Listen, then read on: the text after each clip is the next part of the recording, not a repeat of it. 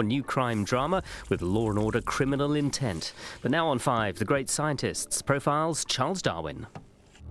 In the beginning, God created the heaven and the earth was without form and void, and darkness moved upon the face of the deep.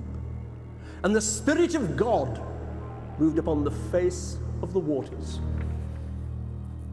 And the Lord God formed man of the dust of the ground, and breathed into his nostrils the breath of life, and he became a living soul. Is this how God created mankind?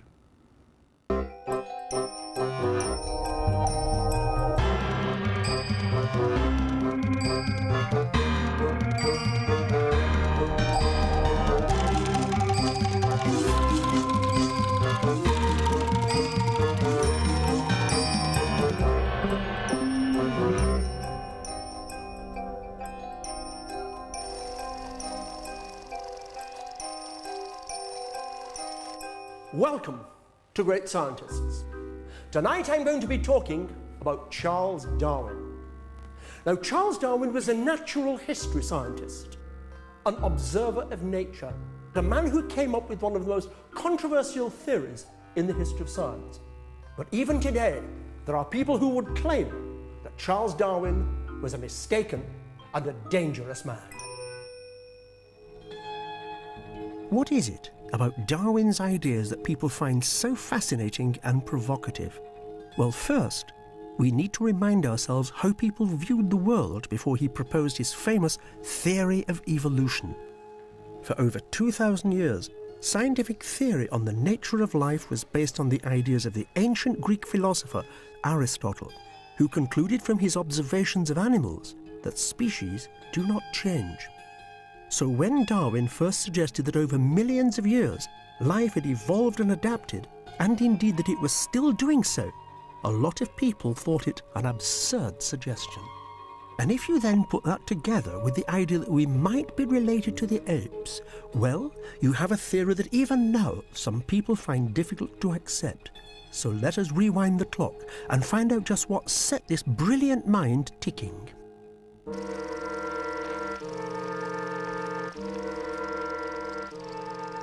Despite being born into a wealthy, high-achieving family, Darwin was somewhat unconventional.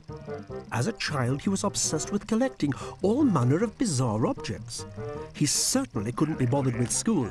To me, school was simply a blank. He far preferred conducting chemical experiments in the garden shed. His father wanted him to become a doctor, but alas, Darwin couldn't stand the sight of blood, and after studying medicine at Edinburgh University, he left with no qualifications whatsoever. He then went to Cambridge, where he spent time drinking and dining with the Glutton Club, a society dedicated to stuffing themselves with birds and beasts unknown to the human palate. They even ate an owl. Was that wise?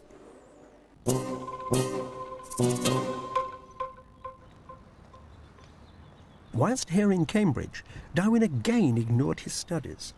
Nevertheless, he did discover a fascination for botany and for natural history. It's said, for instance, that he learned to identify every species of beetle within 10 miles of the university. And it was also here he made one of the decisive contacts of his life. He met the Reverend Stephen Henslow, the man who was to give him the chance to sail on HMS Beadle, a vessel bound for a voyage of exploration across the great South Sea.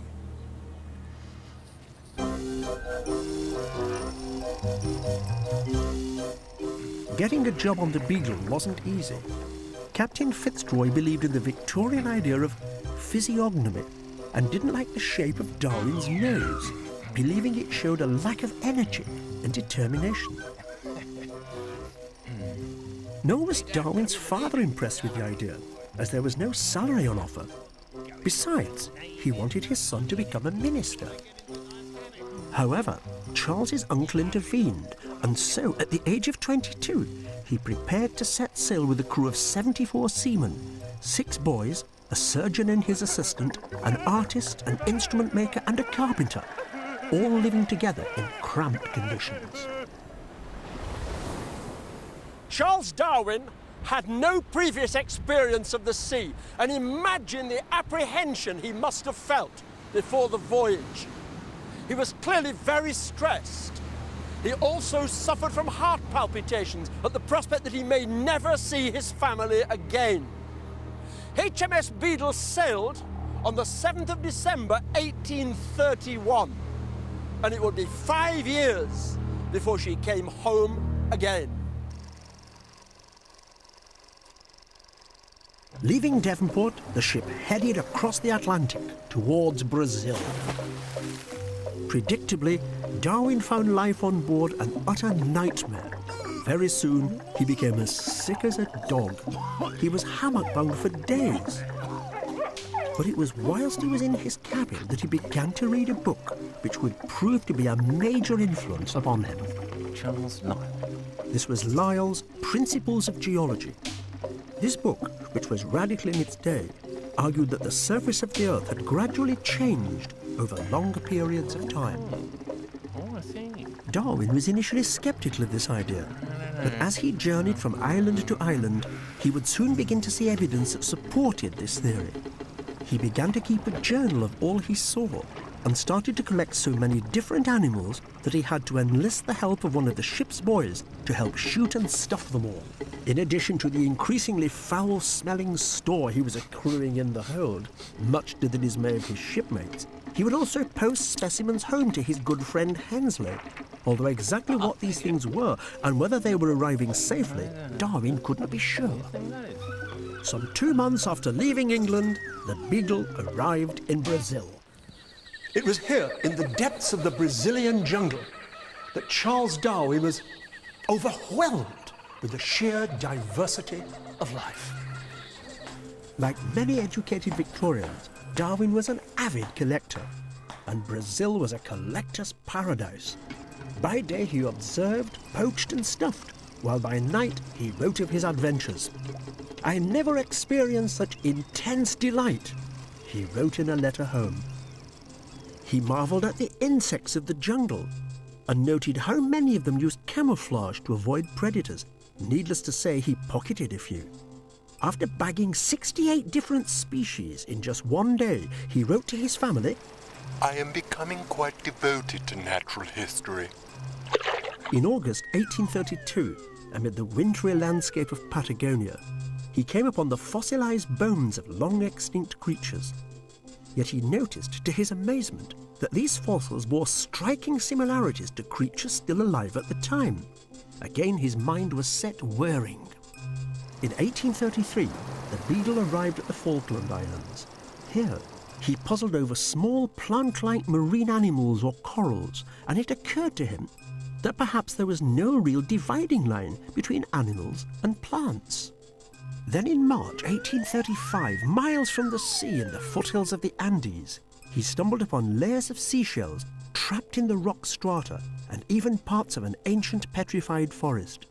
He recalled Lyell's theories of geological change, which suggested the world had changed greatly over millions of years, and wondered, had South America once been under the sea? Almost 4 years after leaving home, the Beagle stopped at a small group of volcanic islands known as the Galapagos. Here, 600 miles from the west coast of Ecuador, life had developed independently of the mainland, and it was this chance visit that would eventually ensure Charles Darwin's place in history. Although he didn't realize it at the time, it was on the Galapagos that Darwin made some of his most profound discoveries. It struck him that many of the birds and the animals on those islands were so different from those on the South American mainland. Yet, there were also important similarities. It was here that Darwin collected a number of finches, but the significance of these seemingly unexceptional birds would only become apparent sometime later. The expedition continued onward, past Australia and Africa, eventually circumnavigating the entire globe. As Darwin's journey progressed, he put together the most extraordinary and comprehensive collection of diverse specimens from right across the world that any scientist had ever had at their disposal. Charles Darwin returned home in 1836 with masses of plant and animal specimens.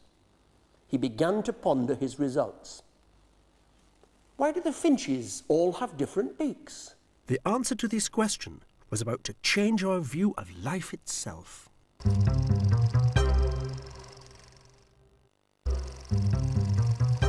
Charles Darwin survived the long journey, circumnavigating the entire globe.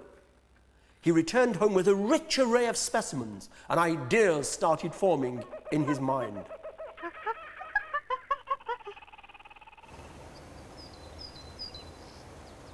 Following his return to England, Charles Darwin pondered whether or not to get married. He made a list of pros and cons and decided that a wife was better than keeping a dog. He married his cousin, Emma Wedgwood, with whom he would eventually have 10 children. And in 1839, they came to live here at Down House in the depths of rural Kent. Supported by a private income, Darwin was free to spend his days studying his vast collection of specimens. But after the excitement of the voyage, Darwin suffered a major personality change from the young, gregarious partygoer. He became a sickly, reserved recluse. His health began to deteriorate, quite possibly as a result of tropical disease, although it may simply have been psychological. Gradually, he settled into a daily routine, cultivating plants and studying every morning before walking along what he called his thinking path, along which he would mull his ideas.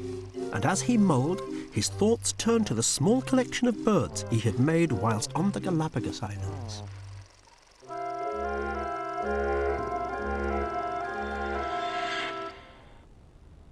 At first, Darwin had no idea that the various birds he had collected were all of the same species, but on closer inspection, he realised they were all finches. Darwin collected 13 different types of finches on the Galapagos Islands, and what puzzled him was the different shapes of their beaks. The beaks varied, depending on which island they had come from. On one island, they were short and fat for cracking nuts, while on another, small and thin for trapping insects. Yet on another island, they were thin and sharp for sucking blood. This set Darwin thinking. What had caused this difference? He remembered Lyell's intriguing theory that the world had changed a great deal over time, and it occurred to him that perhaps living things were somehow gradually adapting to fit in with this slowly changing environment. He concluded the finches must all be derived from a common ancestor, and each of them had somehow adapted to suit the available food source. And so it struck him. If variation can take place in finches, then why can't variation take place across the entire realm of organic life? The idea was a bombshell, suggesting a whole new way of viewing life on Earth. Darwin was convinced he was right, but the trouble was, he knew that somehow he would have to prove it. But Darwin wasn't the only person looking for a coherent explanation for the development of organic life. In 1844, an outrageous and best-selling book came out. Written by an Edinburgh publisher, Robert Chambers, it was called Vestiges of the Natural History of Creation, and it suggested all living creatures had descended from earlier forms. But it received a slaughtering from the scientific reviewers. It was called sloppy, ill-contrived, lacking in evidence, and utterly speculative. And it taught Charles Darwin an important lesson. Before he published his theory of evolution, he would have a solid, sound, and utterly watertight argument to back it up. He began to look at the embryos of animals, noting that they go through stages resembling the adult forms of more primitive creatures. Reptile, bird, and mammal embryos all look similar in the early stages of development. Not only that, but some animals had the remains of limbs no longer used, such as snakes with the remnants of legs. During the Victorian era, many new fossil findings were being made, confirming the idea that the Earth had changed greatly over millions of years. This led Darwin to search for further evidence in what we now know as the fossil record.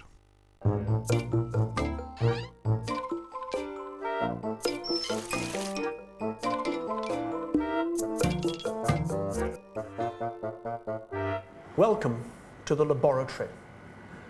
I'm now going to look at what Charles Darwin called the origin of the fossil record and make what might be called an evolution pie.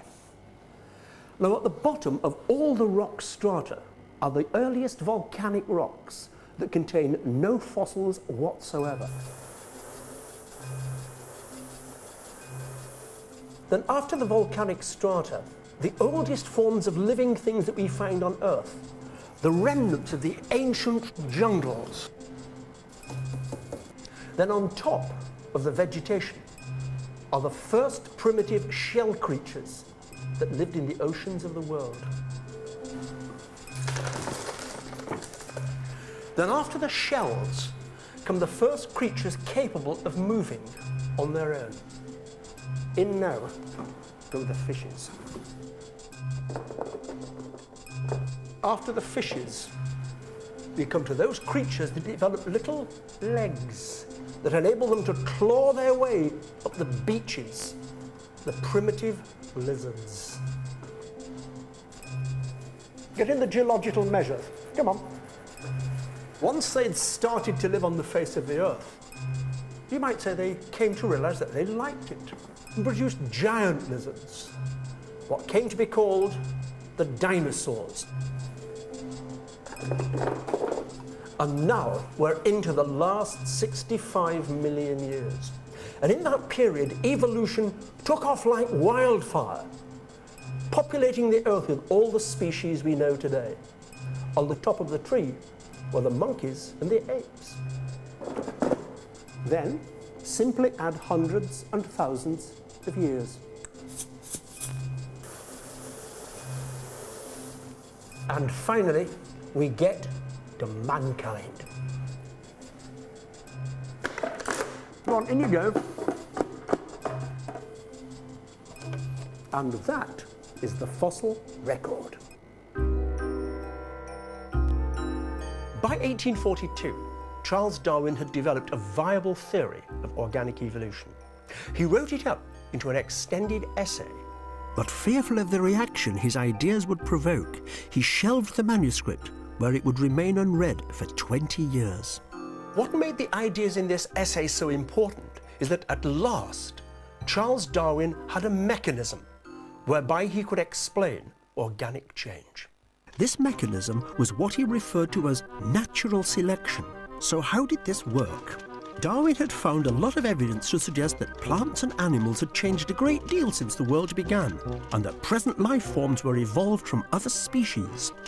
He saw that each species produces more offspring than can survive in a given environment due to limits on the amount of food available. Therefore, there is great competition, and any advantage that an individual has over another would make it more fit to survive. The more fit an animal is to survive, the more likely it will be to reproduce. And the more likely it is to reproduce, the more likely its special survival characteristics will be passed on. And similarly, the more likely the ones without this special characteristic will be to die out.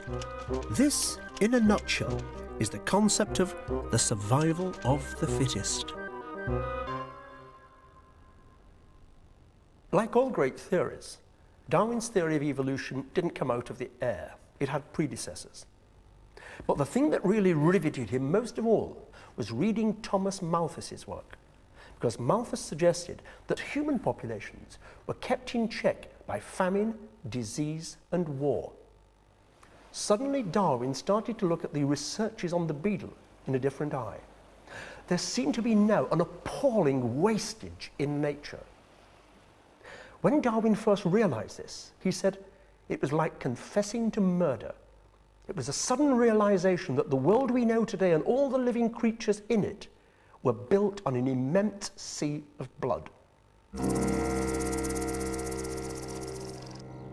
Increasingly reclusive, Darwin spent the next 20 years at Down House refining his ideas. He was getting old and was frequently unwell. He knew full well his ideas were likely to provoke outrage, and so had arranged for them to be published after his death. In 1858, however, he received a bolt utterly out of the blue from one Alfred Russel Wallace, who was a professional orchid collector working in Malaya. Wallace proposed a theory of organic evolution which was almost identical to that on which Charles Darwin had been working for 20 years. Wallace's prompt made Darwin start to put his act together and to compile what he saw as a shortened theory of his great work. He was to call it The Origin of Species. It was an instant hit and sold out its entire print run on the very first day.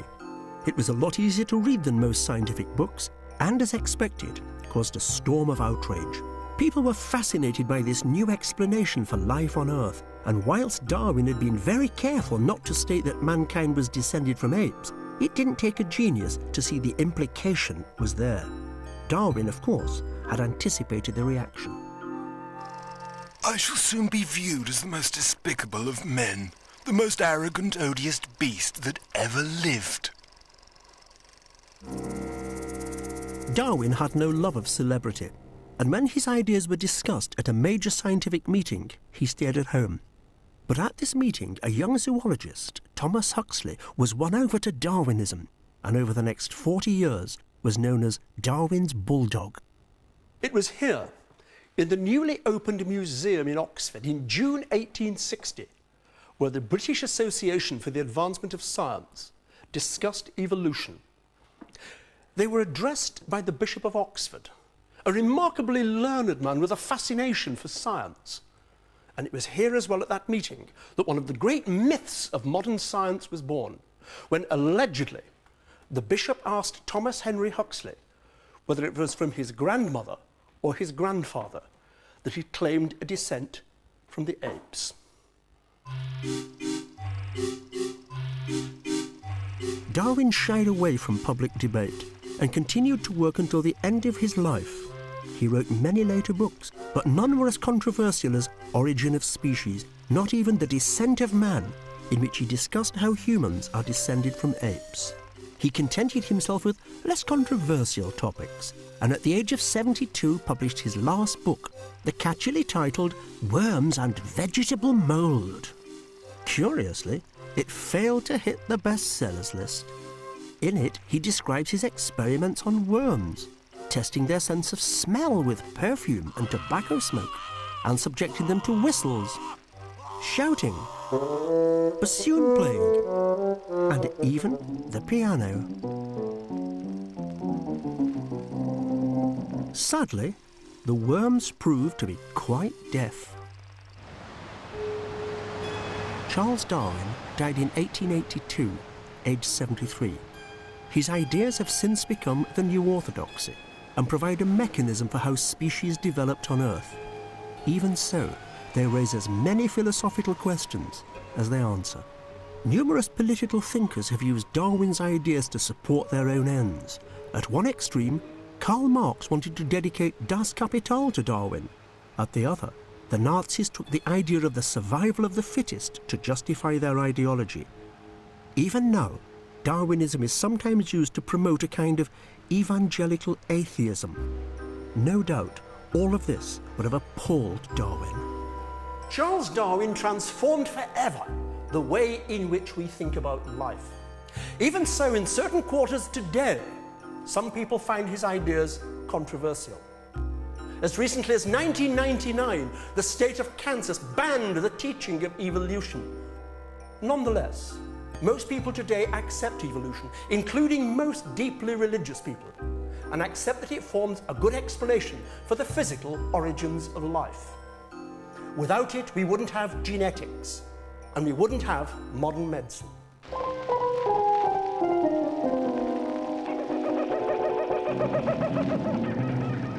It's interesting to speculate what Albert Einstein might have thought when he came across this equation.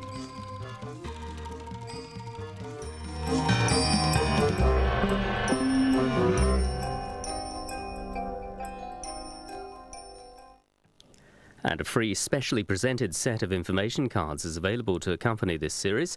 To order yours, please call our